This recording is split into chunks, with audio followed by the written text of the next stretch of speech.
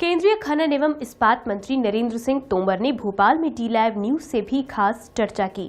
चर्चा के दौरान तोमर ने भारत सरकार द्वारा खदानों के आवंटन की प्रक्रिया को पूरी तरह से पारदर्शी बनाने और खदानें केवल नीलामी के माध्यम से ही आवंटित करने की बात कहते हुए 35 खदानों के आवंटन होने की भी बात कही।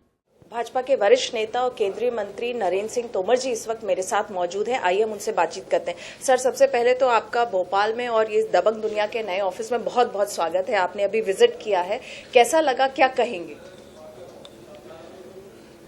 दबंग दुनिया का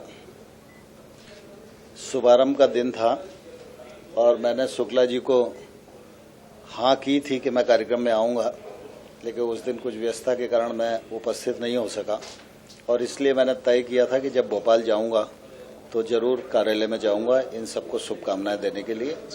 निश्चित रूप से दबंग दुनिया बहुत अच्छा अखबार है, बहुत अच्छे से इन लोगों ने ऑफिस को इस्टेब्लिश किया है और मुझे पूरा विश्वास है कि लोकतंत्र के प्रति जो अखबार का दायित्व होता है उस दायित्व का निर्वहन करने में दबंग दुनिया निश्चित रूप से सफल होगा। जी, अगर हम माइनिंग की बात करें तो आप जब पिछली बार हम लोगों ने आपसे बात की तब आपने बताया था कि माइनिंग को लेके आप जो है बहुत ही आप सजग हैं, आपका डिपार्टमेंट बहुत ही उससे काम कर रहा है और आप जो है ऑक्शंस वगैरह को लेकर आप जो है बहुत ही सीरियस थे। तो क्या कहेंगे, किस तरह का अभी आपका जो रहा है कार्यकाल में, आपने किस तरह का उसमें क्या नया किया है? भारत सरकार पारदर्शिता के प्रति पूरी तरह प्रतिबद्ध है।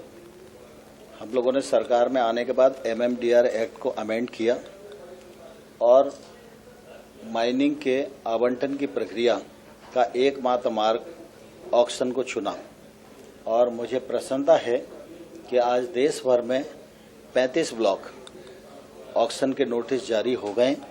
कुछ का ऑक्शन इस जनवरी माह में होगा, कुछ का ऑक्शन फरवरी माह में होगा और 16 के साल में लगभग हम 70 से 80 ब्लॉक नीलाम करने में सफल होंगे, ऐसा मुझे लगता है।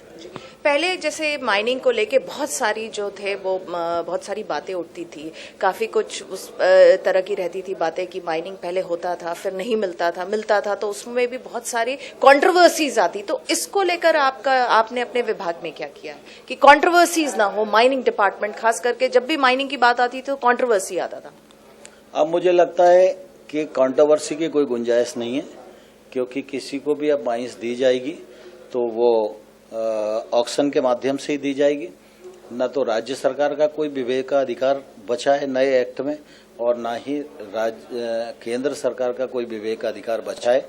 जब विवेकाधिकार होता है तो भ्रष्टाचार की गुंजाइश होती है, पक्षपात की गुंजाइश होती है। एक्ट अमेंड होने के बाद मोदी सरकार ने पूरी तरह प्रक्रिया को पारदर्शी बना दिया है। अब इस प्रकार के वाद विवाद की कोई स्थिति मुझे नहीं लगता कि कभी भविष्य आएगी। अच्छा, स्टील की अगर हम बात करें तो स्टील का जो प्राइस है इन दिनों बहुत ही लो है, लो है यानी कि इस तरह का है 40 रुपए कुछ है, जो कि एक हर आम आदमी के उसमें है कि वो उसको खरीद सकता है।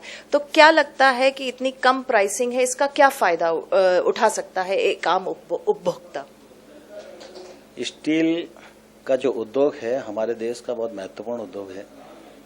देश के GDP में भी इसका बड़ा योगदान है। 7 लाख लोग प्रत्यक्ष रूप से इस्पात उद्योग में काम करते हैं और 50 लाख से अधिक लोग अप्रत्यक्ष रूप से इस उद्योग से रोजगार पाते हैं। इस उद्योग में 2 प्रकार की स्थितियां हैं। जब इस्पात सस्ता होता है तो उपभोक्ता को सस्ता मिलता है, उसे अच्छा लगता है, लेकिन जब सस्ता होता है तो निश्चित रूप से जो निर्माता है, उत्पादक है, उसको कठिनाई होती है और उसको लॉस होता है। आज इस्पात का जो क्षेत्र है बहुत ही तनाव में है, पूरी दुनिया में काफ़ी मंदी है और इसके मेजर्स सरकार आने वाले कल में लेने जा रही है कि इस्पात उद्योग को हम कैसे संरक्षा प्रदान कर सकते हैं।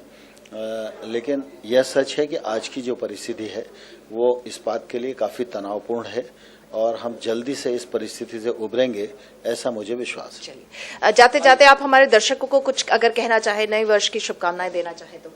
नया वर्ष है, नया वर्ष सबको शुभ हो, उसके लिए मैं अपनी ओर से बहुत बहुत शुभकामनाएं देता हूँ। जी, हमसे बातचीत करने का बहुत बहुत शुक्रिया। तो ये थे भाजपा के वरिष्ठ नेता नरेंद्र सिंह तोमर जी, जो बता रहे थे कि किस तरह से जो है माइनिंग का जो डिपार्टमेंट, जो उनके विभाग जो उनके अंडर में है, वो अब कंट्रोवर्सी से दूर हो जाएगा। भोपाल से डी लाइव न्यूज के लिए कैमरामैन जितेंद्र के साथ मुक्ता पाठक।